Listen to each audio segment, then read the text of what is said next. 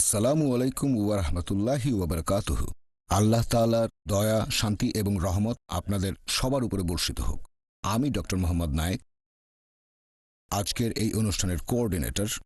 এই অনুষ্ঠানটি সরাসরি সম্প্রচার করা হয়েছে পিস টিভিতে, আর ইনশাল্লাহ পরবর্তীতে দেখানো হবে অন্যান্য চ্যানেলে। অনুষ্ঠান শুরু করার আগে আমি আপনাদেরকে এই বিতর্ক অনুষ্ঠানের পটভূমিকা সম্পর্কে কিছু কথা বলি।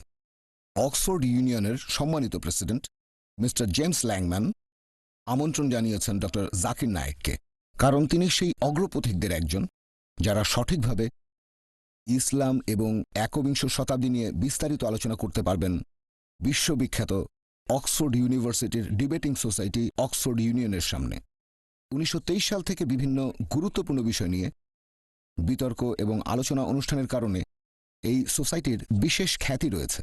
অক্সফোর্ড ইউনিভার্সিটির বিভিন্ন ক্যাম্পাসের পাশাপাশি তারা পৃথিবীর অনেক দেশে অনুষ্ঠানের আয়োজন করে থাকে। ডক্টর জাকির নায়েক ইনশাল্লাহ সেই সব আন্তর্জাতিকভাবে বিখ্যাত ব্যক্তিদের সাথে থাকবেন, যেমন বর্তমান প্রধানমন্ত্রী ডেভিড ক্যামেরন, সাবেক প্রধানমন্ত্রী টনি ব্লেয়ার, মার্গারেট থ্যাচার এবং উইনস্টন চার্চিল, আমেরিকার প্রেসিডেন্ট বিল ক্লিন্টন এবং জিমি কার্টার, বিজ্ঞানী অ্যালবার্ট আইনস্টাইন, আর বিখ্যাত কিছু ব্যক্তিত্ব যেমন Malcolm X, Dalai Lama, Prince Charles, Mother Teresa, এছাড়াও ফিল্ম স্টার যেমন Clint Eastwood, Pierce Brosnan, Stephen Fry এবং পপস্টার মাইকেল জ্যাকসন, যারা অক্সফোর্ড ইউনিয়নের সামনে এরকম বিভিন্ন বিষয় নিয়ে কথা বলেছেন। এই লেকচার ও প্রশ্নোত্তর পর্ব এটা একেবারেই খোলামেলাভাবে পরিচালিত হবে, আর ইনশাল্লাহ এই অনুষ্ঠানটি একেবারে সরাসরি সম্প্রচার করা হবে পুরো পৃথিবী জুড়ে পিস টিভি ইংরেজি এবং পিস টিভি উর্দুর মাধ্যমে। আমি এবারে অনুরোধ করব যারা টেকনিক্যাল সহযোগিতায় আছেন, আমরা এখন চলে যাব মিস্টার জেমস ল্যাংম্যানের কাছে। তিনি অক্সফোর্ড ইউনিয়নের প্রেসিডেন্ট। আমি মিস্টার ল্যাংম্যানকে অনুরোধ করব যাতে তিনি দায়িত্ব নেন আজকের এই ঐতিহাসিক বিতর্কের, যেটা হচ্ছে অক্সফোর্ড ইউনিয়নে। ডক্টর জাকির নায়েক আজকে যে বিষয়ে কথা বলবেন সেটা হলো ইসলাম এবং একবিংশ শতাব্দী। আজকে আমাদের সোসাইটির ঐতিহ্য অনুযায়ী আমরা পৃথিবীর শীর্ষস্থানীয় একজন ব্যক্তিত্বকে আমন্ত্রণ জানিয়েছি কথা বলার জন্য। আমাদের সোসাইটির মূল উদ্দেশ্য হলো বিভিন্ন মানুষের সাথে আলোচনা ও মত বিনিময় করা। আজকের অনুষ্ঠানটিও ব্যতিক্রম নয়। আপনাদের সবাইকে জানিয়ে রাখছি, লেকচার শেষে আপনারা চাইলে বক্তাকে প্রশ্ন করতে পারেন।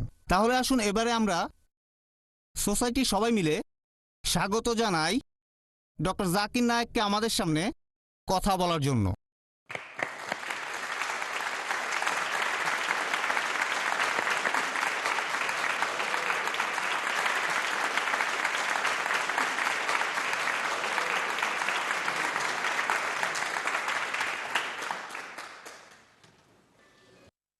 আলহামদুলিল্লাহ ওয়াসসালাতু ওয়াসসালাম আলা রাসূলিল্লাহ ওয়া আলা আলিহি ওয়া সাহবিহি আজমাইন, আম্মা বাদ। আউযু বিল্লাহি মিনাশ শাইতানির রাজীম। বিসমিল্লাহির রহমানির রহিম। ইয়া আইয়ুহান নাসু ইন্না খালাকনাকুম মিন যাকরিন ওয়া উনসা ওয়া জাআলনাকুম শুউবান ওয়া কাবাইলা লিতাআরাফু ইন্না আক্রামাকুম ইনদাল্লাহি আতকাকুম ইন্নাল্লাহা আলিমুন খাবীর। রব্বি ইশরাহ লি সাদরি ওয়া ইয়াসসির লি আমরি ওয়াহলুল উকদাতাম মিন লিসানি ইয়াফকাহু কাওলি। শ্রদ্ধেয় অক্সফোর্ড ইউনিয়নের প্রেসিডেন্ট মিস্টার জেমস ল্যাংম্যান, সম্মানিত অক্সফোর্ড ইউনিয়নের সদস্যগণ, শ্রদ্ধেয় গুরুজনেরা এবং আমার প্রিয় ভাই বোনেরা, আপনাদের সবাইকে স্বাগত জানাই ইসলামিক সম্ভাষণে। আসসালামু আলাইকুম ওয়া রাহমাতুল্লাহি ওয়া বারাকাতুহু। সর্বশক্তিমান আল্লাহ সুবহানাহু ওয়া তাআলার দয়া, শান্তি ও রহমত আপনাদের সবার উপরে বর্ষিত হোক। এটা আমার জন্য খুবই সম্মান আর আনন্দের যে আজকে কথা বলছি ঐতিহাসিক অক্সফোর্ড ইউনিয়নের সামনে। আর আমি অক্সফোর্ড ইউনিয়নকে ধন্যবাদ জানাচ্ছি, বিশেষ করে এর প্রেসিডেন্ট মিস্টার জেমস ল্যাংম্যানকে এই অনুষ্ঠানের আয়োজনের জন্য। আজকে আমার আলোচনার বিষয় হচ্ছে ইসলাম এবং একবিংশ শতাব্দী। ইসলাম এর মূল আরবি শব্দ সালাম, যার মানে শান্তি। এর আরও একটা মূল আরবি হচ্ছে সিলম, যার মানে আল্লাহর কাছে নিজের ইচ্ছাকে সমর্পণ করা। এক কথা, ইসলাম মানে আল্লাহর কাছে আত্মসমর্পণ করার মাধ্যমে শান্তি অর্জন করা।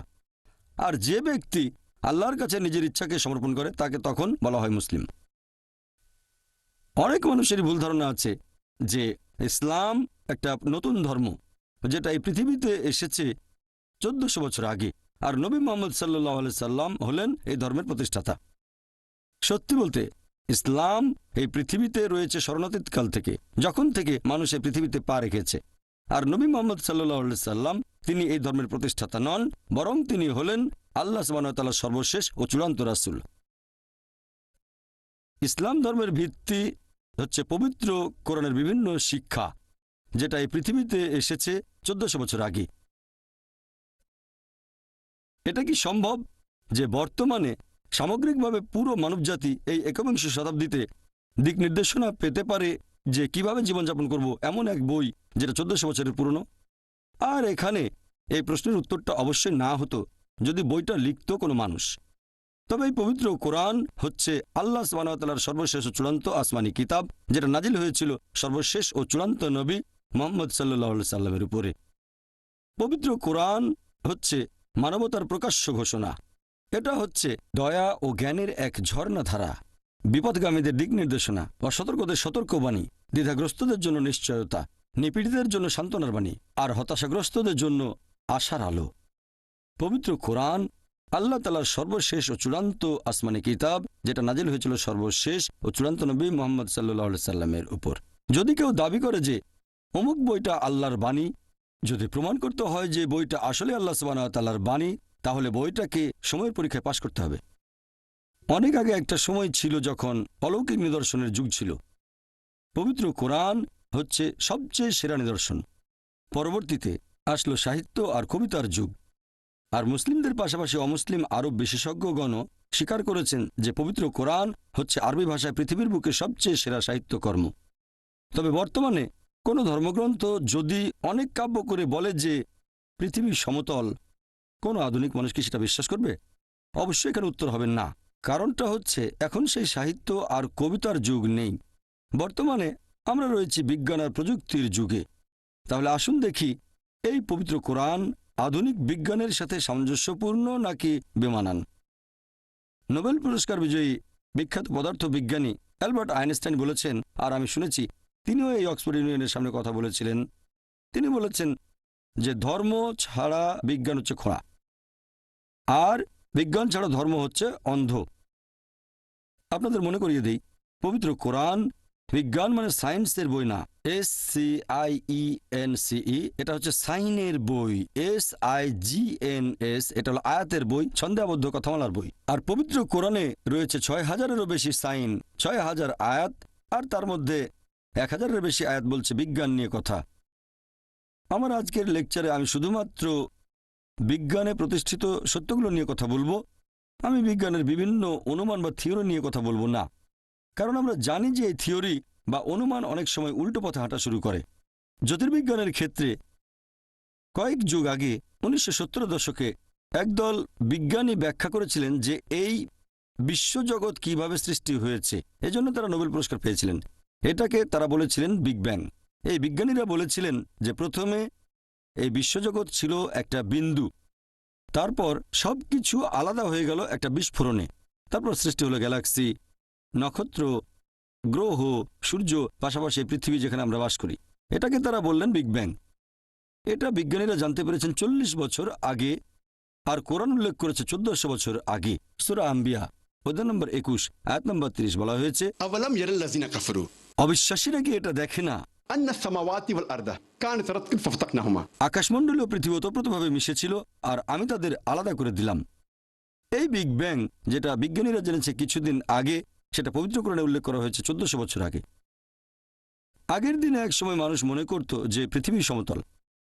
এরপর 1577 সালে স্যার ফ্রান্সিস ড্রেক পৃথিবীর চারপাশে জাহাজে করে ঘুরে আসলেন। তখন তিনি প্রমাণ করেছিলেন যে আমরা যে পৃথিবীর বুকে বসবাস করি এটা আসলে বর্তুলাকার। কোরআন এটা বলেছে 1400 বছর আগে। সূরা নাজিয়াত অধ্যায় নম্বর 79 আয়াত নম্বর 30। والأرض بعد ذلك دحاها। এবং তিনি পৃথিবীকে করেছেন ডিম্বাকৃতি। দাহাহা শব্দের আরেকটা মানে হচ্ছে বিস্তৃত, আর আমাদের পৃথিবীও বিস্তৃত। অন্য আরেকটা অর্থের মূল আরবি শব্দ হচ্ছে দুইয়া, যার মানে হচ্ছে ডিম। আর আমরা সবাই জানি যে পৃথিবী একটা বলের মতো গোলাকার নয়, পূর্ব আর পশ্চিমে চাপা। এটা আসলে বর্তুলাকার। আর যদি ভালো করে দেখেন, এই দাহা শব্দটা কোনো সাধারণ ডিমকে বোঝাচ্ছে না, এখানে বিশেষ করে উট পাখির ডিমকে বোঝানো হয়েছে। আর খেয়াল করলে বুঝবেন যে একটা উট পাখির ডিমও আসলে বর্তুলাকার। চিন্তা করেন, পবিত্র কোরআন 1400 বছর আগে বলেছে যে এই পৃথিবী আসলে হচ্ছে বর্তুলাকার। আগে মানুষ ভাবত যে চাঁদের আলো তার নিজস্ব আলো। কিছুদিন আগে আমরা জানতে পেরেছি যে চাঁদের আলোটা তার নিজস্ব আলো নয়, এটা আসলে প্রতিফলিত আলো, ধার করা আলো। কোরআন বলছে সূরা ফুরকান অধ্যায় নম্বর 25 আয়াত নম্বর 61, তিনি কত মহান যিনি আকাশে সৃষ্টি করেছেন রাশিচক্র, সেখানে স্থাপন করেছেন সূর্য, প্রদীপ যার নিজস্ব আলো, এবং চাঁদ যার ধার করা আলো, প্রতিফলিত আলো। তাহলে কোরআন বলছে চাঁদের আলোটা প্রতিফলিত আলো, ধার করা আলো, যেটা বিজ্ঞান জেনেছে কিছুদিন আগে। কিছুদিন আগে মানে 50 বছর আগে, 100 বছর আগে, 200 বছর আগে। আমি যখন স্কুলে ছিলাম, আমি স্কুল পাশ করেছি 1982 সালে, 29 বছর আগে। সেখানে আমি বিজ্ঞানের বইয়ে পড়েছিলাম যে সূর্য কক্ষপথে প্রদক্ষিণ করে, কিন্তু তার নিজ অক্ষের চারপাশে আবর্তিত হয় না। আর কোরআন বলছে সূরা আম্বিয়া অধ্যায় নম্বর 21 আয়াত নম্বর 33, হুয়াল্লাযী খালাকাল লাইলা ওয়ান নাহারা আল্লাহ সৃষ্টি করেছেন রাত এবং দিন ওয়াশ-শামসা ওয়াল কামার এবং সূর্য ও চাঁদ, কুল্লুন ফি ফালকি ইয়াসবাহুন। প্রত্যেকে নিজ কক্ষপথে নিজস্ব গতিতে বিচরণ করে। পবিত্রকরণ বলছে সূর্য আর চাঁদ কক্ষপথে প্রদক্ষিণের পাশাপাশি তাদের নিজ অক্ষের চারপাশেও আবর্তিত হয়। আর এখনকার দিনে মাত্র কয়েক দশক আগে বিজ্ঞানীরা জানতে পেরেছেন সূর্য আবর্তিত হয়, আনুমানিক 25 দিনে সূর্যের একটা আবর্তন সম্পূর্ণ হয়। এখন পৃথিবীর সব দেশের পাঠ্য বইতে এই কথাটা উল্লেখ করা থাকে। তারপরও কিছু মানুষ হয়তো তখন বলবে, এ আর এমন কি যে কোরআনে জ্যোতির্বিজ্ঞানের কথা বলা হয়েছে, কারণ সে সময়ে আরবরা জ্যোতির্বিজ্ঞানে খুব উন্নত ছিল। আমিও একমত যে আরবরা তখন জ্যোতির্বিজ্ঞানে খুব উন্নত ছিল। তবে আপনাদের মনে করিয়ে দিই যে আরবরা জ্যোতির্বিজ্ঞানে অনেক উন্নতি লাভ করতে পেরেছিল পবিত্র কোরআন নাজিল হওয়ার কয়েকশো বছর পরে। তাহলে এই কোরআন থেকে আরবরা জ্যোতির্বিজ্ঞান সম্পর্কে জানতে পেরেছিল, এর উল্টোটা নয়। এরপর হাইড্রোলজির ক্ষেত্রে আমরা স্কুলে থাকতে পানিচক্র পড়েছি। সমুদ্র থেকে পানি উপরে উঠে বাষ্প হয়, মেঘে পরিণত হয়, তারপর একসময় সেটা বৃষ্টি হয়ে মাটিতে পড়ে যায়। এভাবে পানিচক্র সম্পূর্ণ হয়। প্রথমবারের মতো পানিচক্রের বিস্তারিত বর্ণনা দেন স্যার বার্নার্ড প্যালিসি, আর সেটা 1580 সালে। পবিত্র কোরআনেও পানিচক্র সম্পর্কে বিস্তারিত বলা হয়েছে 1400 বছর আগে। কোরআন বলছে সমুদ্রের পানি বাষ্প হয়ে উপরে ওঠে, মেঘে পরিণত হয়, মেঘগুলো একত্রিত হয়ে আকাশে ভেসে বেড়ায়, বৃষ্টি হয়ে সেটা মাটিতে পড়ে যায়, পানির স্তর আবার ভরাট হয়ে পানিচক্র সম্পন্ন হয়। পবিত্র কোরআনে পানিচক্র সম্পর্কে বিস্তারিত বলা হয়েছে অনেকগুলো আয়াতে। সূরা আল জুমার অধ্যায় নম্বর 39 আয়াত নম্বর 21, সূরা রুম অধ্যায় নম্বর 30 আয়াত নম্বর 24, সূরা মুমিনুন অধ্যায় 23 আয়াত নম্বর 18, সূরা হিজর অধ্যায় নম্বর 15 আয়াত নম্বর 22, এরপর সূরা নূর অধ্যায় নম্বর 24 আয়াত নম্বর 43, সূরা আরফ অধ্যায় নম্বর 7 আয়াত নম্বর 57, সূরা রদ অধ্যায় নম্বর 13 আয়াত নম্বর 17, সূরা ফুরকান অধ্যায় নম্বর 25 আয়াত 48 ও 49, সূরা ফাতির অধ্যায় নম্বর 35 আয়াত নম্বর 9, সূরা ইয়াসিন অধ্যায় নম্বর 36 আয়াত নম্বর 34, সূরা জাসিয়া অধ্যায় নম্বর 45 আয়াত নম্বর 5, সূরা কাফ অধ্যায় নম্বর 50 আয়াত নম্বর 8 ও 9, সূরা ওয়াকিয়া অধ্যায় নম্বর 56 আয়াত নম্বর 68 থেকে 70, এরপর সূরা মুলক অধ্যায় 67 আয়াত নম্বর 30, সূরা তারিক অধ্যায় 86 আয়াত নম্বর 11। এভাবে আমি পবিত্র কোরআনের আরো অনেকগুলো আয়াতের রেফারেন্স দিতে পারি যেখানে পানিচক্র সম্পর্কে বিস্তারিতভাবে বর্ণনা দেওয়া হয়েছে। এরপর সমুদ্রবিদ্যার ক্ষেত্রে পবিত্র কোরআনের একটি আয়াত সূরা ফুরকান অধ্যায় নম্বর 25 আয়াত 53 বলা হয়েছে যে তিনি দুই দরিয়াকে মিলিতভাবে প্রবাহিত করেন, একটি মিষ্ট এবং সুপেয়, অন্যটি লোনা এবং খর। তারা মিলিত হলেও পরস্পর মিশে যায় না, তাদের মাঝে রয়েছে এক অন্তরায় যেটা অতিক্রম করা যায় না। আগেকার দিনে মানুষ এটা জানতো যে পানি দুই প্রকার, মিষ্ট এবং লোনা। তবে কোরআন যারা পড়তো তারা বুঝতে পারতো না যে আল্লাহ এটা বলে কি বোঝাতে চেয়েছেন, যে এই দুই প্রকার পানি মিলিত হয় কিন্তু তারা মিশে যায় না, আর তাদের মধ্যে রয়েছে এক অন্তরায় যা অতিক্রম করা যায় না। এখন বিজ্ঞান ও প্রযুক্তি উন্নত হওয়ার কারণে আমরা জানতে পেরেছি যখন এক ধরনের পানি আরেক ধরনের পানির মধ্যে প্রবাহিত হয়, তখন যে পানিটা প্রবাহিত হচ্ছে সেটা তার উপাদান হারিয়ে অন্য পানির মতো হয়ে যায়। এটাকে এখনকার বিজ্ঞান বলে পরিবর্তনকালীন সমরূপ এলাকা, আর পবিত্র কোরআন এটাকে বলে বারজাক, এক অন্তরায়। আর এটা আপনারা দেখতে পাবেন কেপ পয়েন্ট, দক্ষিণ আফ্রিকার একেবারে দক্ষিণাঞ্চলে। সেখানে আপনারা এই দুই ধরনের পানির মধ্যেকার পার্থক্যটা চোখে দেখেও বুঝতে পারবেন। আর প্রফেসর হে, একজন বিখ্যাত সমুদ্র বিজ্ঞানী, তিনি বলেছেন যে মানুষ এটা জানতে পেরেছে কিছুদিন আগে। এটা ব্যাখ্যা করা আসলে কঠিন যে কোরআন কিভাবে এই কথাটা বলেছে 1400 বছর আগে। এরপর জীববিদ্যার ক্ষেত্রে পবিত্র কোরআন বলছে সূরা আম্বিয়া অধ্যায় নম্বর 21 আয়াত নম্বর 30, এবং প্রাণবান সমস্ত কিছু সৃষ্টি করলাম পানি থেকে, এরপরেও কি তারা বিশ্বাস করবে না? চিন্তা করেন, আরবের সেই শুষ্ক মরুভূমিতে কোরআন বলছে প্রাণবান সবকিছু সৃষ্টি হয়েছে পানি থেকে। এই কথাটা কে বিশ্বাস করত? বর্তমানে বিজ্ঞান আর প্রযুক্তি উন্নত হয়, আমরা জানতে পেরেছি যে প্রত্যেকটা জীবের শরীরের মধ্যে কোষ থাকে, আর কোষের একটা মূল উপাদান হচ্ছে সাইটোপ্লাজম, যার শতকরা 80 পানি। এখন বিজ্ঞান আমাদের বলে যে প্রত্যেক জীবদেহে শতকরা 50 থেকে 90 পানি। উদ্ভিদবিদ্যার ক্ষেত্রে আগেকার দিন আমরা জানতাম না যে গাছপালার মধ্যে পুরুষ এবং স্ত্রীলিঙ্গ থাকে। পবিত্র কোরআন বলছে সূরা তাহা অধ্যায় নম্বর 20 আয়াত নম্বর 53 যে আল্লাহ আকাশ থেকে বাড়ি বর্ষণ করেন, সেটা দ্বারা উৎপন্ন করেন বিভিন্ন প্রকারের উদ্ভিদের জোড়া, একটা অন্যটা থেকে আলাদা। এখানে আরবি শব্দ আজওয়াজ মানে জোড়া, তার মানে গাছপালারও পুরুষ এবং স্ত্রীলিঙ্গ আছে। তারপর প্রাণীবিদ্যার ক্ষেত্রে পবিত্র কোরআন বলছে সূরা আনাম অধ্যায় নম্বর 6 আয়াত নম্বর 38 যে আল্লাহ সুবহানাহু ওয়া তাআলা সকল প্রাণীকে যারা পৃথিবীতে বিচরণ করে এবং সকল পাখিকে যারা আকাশে ওড়ে, সবাইকে তিনি করেছেন মানুষের মতো সম্প্রদায়ভুক্ত। এখনকার দিনের বিজ্ঞান বলে বিভিন্ন প্রাণী এবং পাখি সবাই মানুষের মতো দলবদ্ধ হয়ে বসবাস করে, যেটা মানুষ আগে জানত না। পবিত্র কোরআন মৌমাছির জীবন প্রণালী সম্পর্কে বলেছে সূরা নাহল অধ্যায় নম্বর 16 আয়াত 68 ও 69। কোরআন মাকড়সার জীবন প্রণালী সম্পর্কে বলেছে সূরা আনকাবুত অধ্যায় নম্বর 29 আয়াত নম্বর 41। কোরআন পিঁপড়ার জীবন প্রণালী আর যোগাযোগ পদ্ধতি সম্পর্কেও বলেছে সূরা নামল অধ্যায় নম্বর 27 আয়াত 17 ও 18। এরপর মেডিসিনের ক্ষেত্রে পবিত্র কোরআন বলছে সূরা নাহল অধ্যায় নম্বর 16 আয়াত 68 ও 69 যে মৌমাছির উদর হতে আমি তোমাদের দেই বিবিধ বর্ণের পানীয়, যাতে মানুষের জন্য রয়েছে আরোগ্য। আর কিছুদিন আগে আমরা জানতে পেরেছি যে আমরা যে মধু পাই সেটা মৌমাছির পেটের ভেতর প্রক্রিয়া হয়। এখনকার দিনের বিজ্ঞান বলে যে মধুতে মাঝারি মাত্রার অ্যান্টিসেপটিক গুণাবলী আছে, আর সেটা মানুষের ক্ষেত্রে ঔষধের মতো কাজ করে। তারপর শরীরবিদ্যার ক্ষেত্রে কোরআন বলছে রক্ত সংবহন এবং দুধ উৎপাদনের কথা বর্ণনা করেছে সূরা নাহল অধ্যায় নম্বর 16 আয়াত নম্বর 66। কোরআন অবতীর্ণ হওয়ার 600 বছর পরে ইবনে নাফিস তিনি জীবদেহে রক্ত সংবহন এবং দুধ উৎপাদনের ব্যাপারটা পৃথিবীর সামনে তুলে ধরেন। এর 400 বছর পরে, তার মানে কোরআন অবতীর্ণ হওয়ার 1000 বছর পরে, উইলিয়াম হার্ভে পশ্চিমা বিশ্বে এই ধারণাটা প্রচার করেন। আমরা উইলিয়াম হার্ভের নাম জানি, কিন্তু খুব কম লোকই ইবনে নাফিসের নামটা জানে। তিনি উইলিয়াম হার্ভের 400 বছর আগেই রক্ত সংবহন আর দুধ উৎপাদন সম্পর্কে বর্ণনা করেছেন। তারপর ভ্রূণবিদ্যার ক্ষেত্রে পবিত্র কোরআন মানব ভ্রূণের বিভিন্ন পর্যায় বা স্তরের কথা একেবারে বিস্তারিতভাবে বর্ণনা করেছে সূরা মুমিনুনে অধ্যায় নম্বর 23 আয়াত 12 থেকে 14। বলা হয়েছে প্রথমে ছিল নুতফা, তারপর সেটা হলো আলাকা, তারপর মুদগা, এরপর ইজামা। মানুষ হলো তুচ্ছ শুক্রাণু হতে পরিণত এক অনন্য সৃষ্টি। তারপর সেটা হয় আলাকা, জোঁকের মতো দেখতে একটা বস্তু, এরপর সেটা হয় চিবানো মাংসের মতো, তারপর হাড়গোড় হয়, সেই হাড়গোড় ঢেকে দেয় মাংস দিয়ে। 1980 দশকে প্রথম দিকে এই আয়াতগুলো দেখানো হয়েছিল ডক্টর কিথ মুরকে, যিনি সে সময় ছিলেন শরীরবিদ্যা ও ভ্রূণবিদ্যার উপরে সবচেয়ে সেরা একজন বিশেষজ্ঞ। তিনি তখন ইউনিভার্সিটি অব টরন্টোতে এই ডিপার্টমেন্টের বিভাগীয় প্রধান ছিলেন। তিনি বলেছিলেন যে পবিত্র কোরআনের বর্ণনাটা বর্তমানের এই আধুনিক ভ্রূণবিদ্যার চেয়ে অনেক বেশি বিস্তারিত। এখানে স্তরগুলোর বর্ণনা আরও বিস্তারিত। আর বলেছিলেন এটা কখনোই সম্ভব না যে একজন মানুষ এই কথাগুলো কোরআনে বলে যেতে পারে। এই কোরআন অবশ্যই আল্লাহ সুবহানাহু ওয়া তাআলার বাণী, আর নবী মুহাম্মদ সাল্লাল্লাহু আলাইহি সাল্লামকে আল্লাহর রাসূল বলে মেনে নিতে আমার কোনো আপত্তি নেই। সময় সীমিত, তাই বিজ্ঞান সম্পর্কে খুব বেশি বলতে পারছি না। আমি আর একটা উদাহরণ দেব যেটা আছে পবিত্র কোরআনে।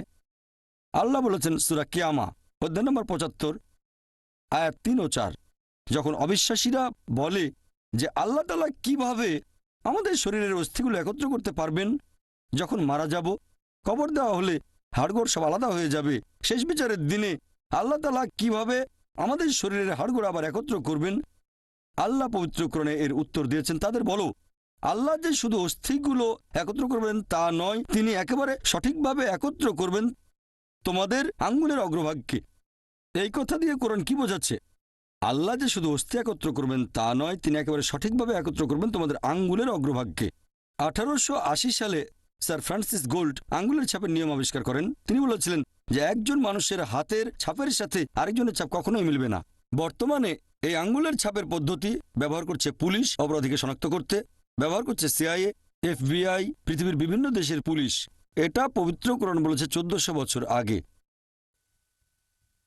ফ্রান্সিস বেকন খুবই বিখ্যাত একজন দার্শনিক। তিনি বলেছেন বিজ্ঞান সম্পর্কে সামান্য জ্ঞান একজন মানুষকে করে তোলে নাস্তিক। তবে বিজ্ঞান সম্পর্কে বেশি জানলে মানুষ এক সর্বশক্তিমান ঈশ্বরকে বিশ্বাস করবে। সেজন্য বর্তমানের বিজ্ঞানীরা ঈশ্বরের ধারণাকে বাতিল করছে না, ঈশ্বরের প্রতিমূর্তিকে বাতিল করছেন। লা ইলাহা ইল্লাল্লাহ, আল্লাহ ব্যতীত কোনো উপাস্য নেই।